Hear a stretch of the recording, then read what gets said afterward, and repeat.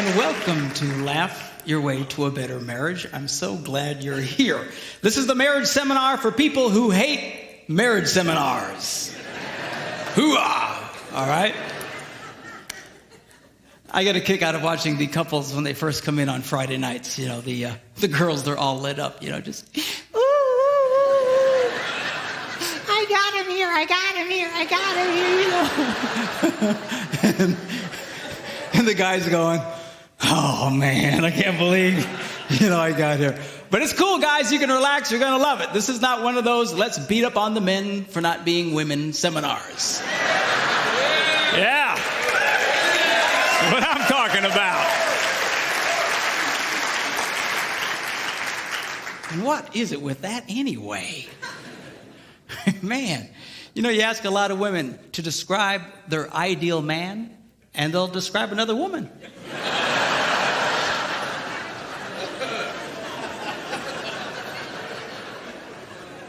What's up with that? So we're not going to do that. We are going to just go with this thing in a normal, healthy way. We're men. Men are men. We're not sick. We're not perverted. We're not twisted. We're not broken. We're men. All right? And God, yeah, hoo-ah. And God made us the way we are for a reason. And I'm going to show you girls what that reason is. Okay? And I'm going to try and explain to you the world of men a little bit through this thing. We'll also discuss the women's side of things as well. But I really want you to understand this men thing. Women are much more complicated than men. Men are very simple. Simple. S-E-X. Simple. All right? So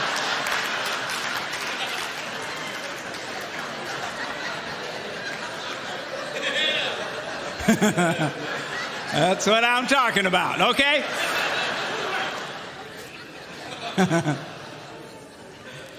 So we're going to have fun. We should have a really, really great time. Now, tonight we're going to do a session called The Tale of Two Brains, hence the two brains. And we're going to be discussing how men and women think very differently from each other. Why is that important? Because men and women are very quick to make into heart problems what are essentially head problems. A woman acts a certain way. A guy feels she doesn't care about him. He says, well, there's something wrong with your heart. You don't care about me. No. It's the way she processes information. The same with a guy. A man thinks in a certain way, and a woman thinks there's something wrong with his heart. No, it's his head. Okay? So I'm going to try and explain to you what that's all about. Then tomorrow morning, we're going to do a session called Why Does He Do That? Why does she do that? Okay? See, it's one thing to understand men and women in general. It's another one to understand the one you got stuck with. Okay? So I'm going to show you how you can discover specifically what makes your spouse tick. And it's powerful information that will absolutely revolutionize your relationship. All right? Then we're going to do what I call the Yo Mama session. And it's called the number one key to incredible sex. And boys, if you miss that, there's just something wrong with you, okay? So you gotta check it. And then we're gonna end with how to stay married and not kill anybody, okay? All very deep emotional stuff. Now, a lot of people say, well, what's your background? What's your deal? Well, my background is that I'm a minister. Now, if you're not much of a churchgoer, don't let that make you nervous. Some of my biggest fans are heathens. All right? And this isn't one of those things where we sneak you in and then beat you over the head with a Bible. All right? But I do have a Bible verse I need to show you, okay? Because I found a Bible verse that if you follow the advice from this one Bible verse, you will never, ever, ever have a problem in marriage. How many think that's worth seeing? All right? You follow the advice from this one verse, you'll never have a problem in marriage.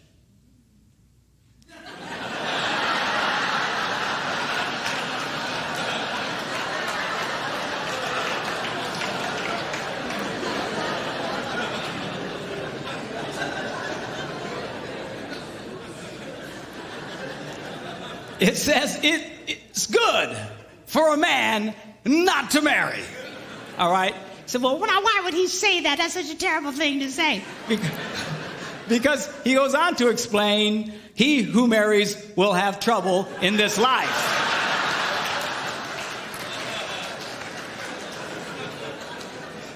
people come up to me, Pastor Mark, something's wrong. I say, what is it? We got trouble in our marriage. I go, no, that's about right.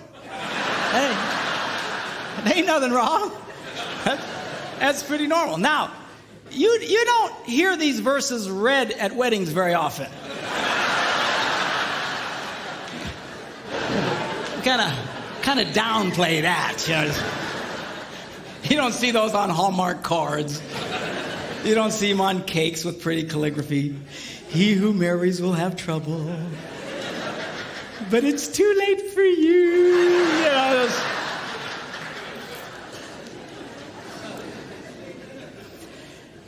you say, if that's the case, then why get married? Because marriage is absolutely wonderful. It's great. It's fantastic. But it's not that it's without trouble.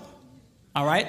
And I want to show one other verse to you. Now, you don't have the deep theological training that I have, so you might have a hard time understanding this verse. But I'll try and explain it to you. This is found in Proverbs. And it goes like this. Where no oxen are, the manger is clean.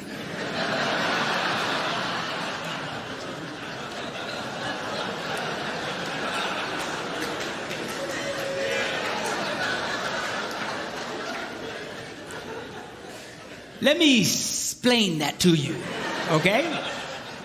What does that mean?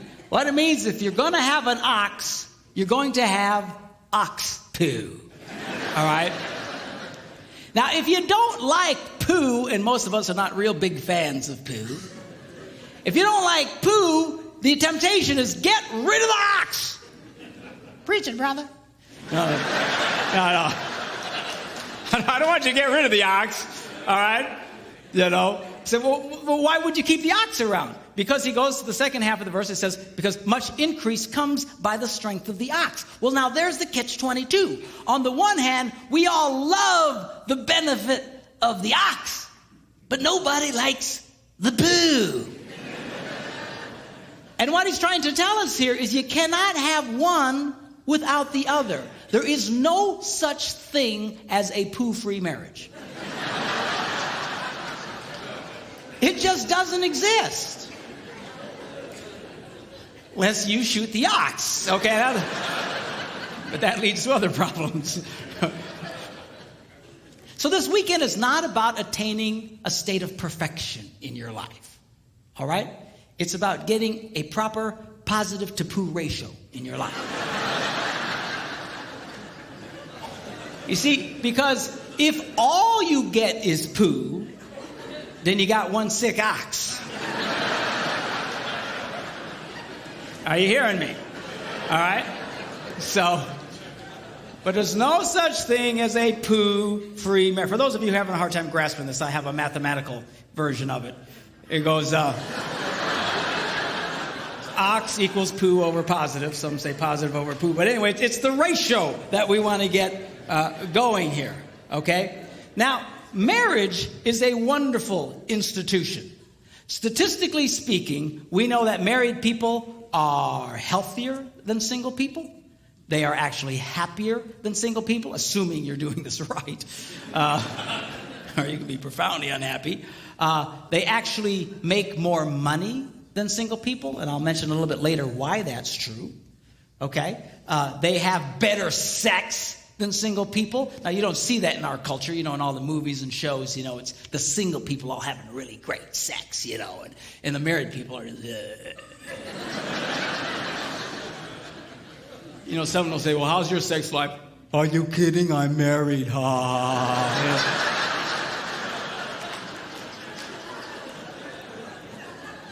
And it's not true. It's a bunch of baloney. Okay? Married people have great sex compared to single people. Single people don't even know what they're doing, for crying out loud. Okay? And statistically speaking, married people live longer than single people. This is particularly true for men.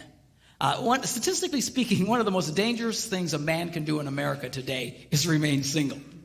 It is the equivalent of smoking 2.5 packs of cigarettes a day. It's true. They found that if you take of someone who has 2.5 packs of cigarettes a day and the health problems and the shortness of life and all the difficulties, and a single guy is pretty much the same. I guess the worst would be a single guy who smokes 2.5 packs of cigarettes a day.